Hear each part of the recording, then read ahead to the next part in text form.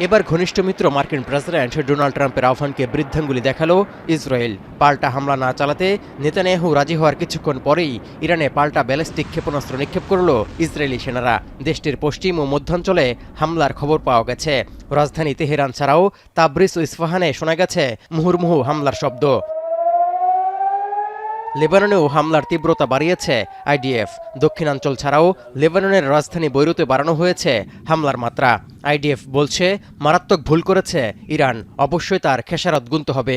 পাশাপাশি লেবাননে আগ্রাসন আরও বেশি জোরালো করার হুমকিও দিয়েছে তেল আবিব। পাল্টা হামলা চালাচ্ছে ইরান সমর্থিত লেবাননের সশস্ত্র গোষ্ঠী হিজবুল্লাহ।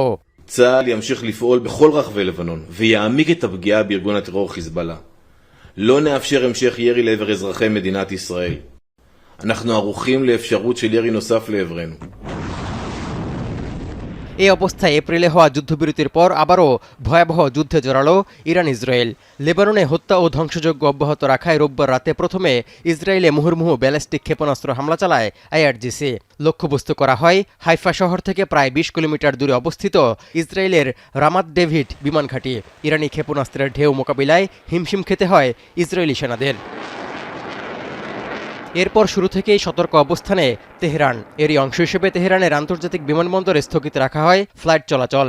এখন হামলা পাল্টা হামলা উত্তেজনায় আকাশসীমা বন্ধ করেছে তেহরান। এছাড়া প্রয়োজনে শত্রুদের সঙ্গে সরাসরি সংঘর্ষে লিপ্ত হতে প্রস্তুত বলেও হুঁশিয়ারি দিয়েছেন ইরানের স্পিকার ও শীর্ষ আলোচক বাঘের গালিবাফ। এখন ইরানে হামলার জেরে ইসরায়েলকে আরও কঠোর জবাব দেওয়ার হুমকিও দিয়েছে তেহরান। এমনকি যুক্তরাষ্ট্রের সবুজ সংকেতেই লেবাননে ইসরায়েল হামলার মাত্রা বাড়িয়েছে বলে অভিযোগ আইআরজিসির। در صورت گسترش جنایت در زاویه بیروت اهدافی را در سرزمین‌های اشغالی مورد هجوم قرار می‌دهیم. ارتش صهیونیستی باید حملات خود به جنوب لبنان و ضاحیه را متوقف نماید. এদিকে ইসরায়েলি স্বার্থে কাজ করা ইরাকের কুর্দিদেরও লক্ষ্যবস্তুতে পরিণত করার দাবি ইরানের। এছাড়া জর্ডানের আকাশসীমায় ক্ষেপণাস্ত্র ও ড্রোন থাকার খবরে নিরাপত্তা সতর্কতা জারি করেছে যুক্তরাষ্ট্র।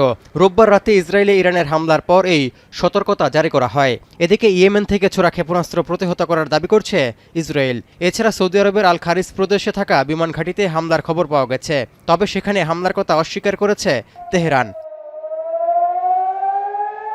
শান্তি আলোচনার মধ্যে ইরান ইসরায়েলের পাল্টাপাল্টি ব্যালিস্টিক ক্ষেপণাস্ত্র হামলায় মধ্যপ্রাচ্যে উত্তেজনার পারদ ফের তুঙ্গে। এতে করে শান্তি চুক্তির আলোচনা ভেস্তে যাওয়ার শঙ্কাও প্রকট হচ্ছে।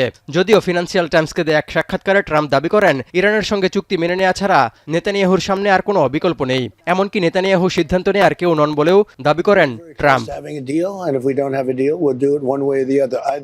এখন প্রশ্ন হলো, তবে কি মার্কিন প্রেসিডেন্টের ইশারাতেই ইরানে পাল্টা হামলা চালালো ইসরায়েল? এমন প্রশ্ন ওঠার আগে ট্রাম্প জানান শান্তি চুক্তি চূড়ান্ত হওয়ার আগে ইরানের জব্দকৃত সম্পদ ছাড় দেবে না যুক্তরাষ্ট্র।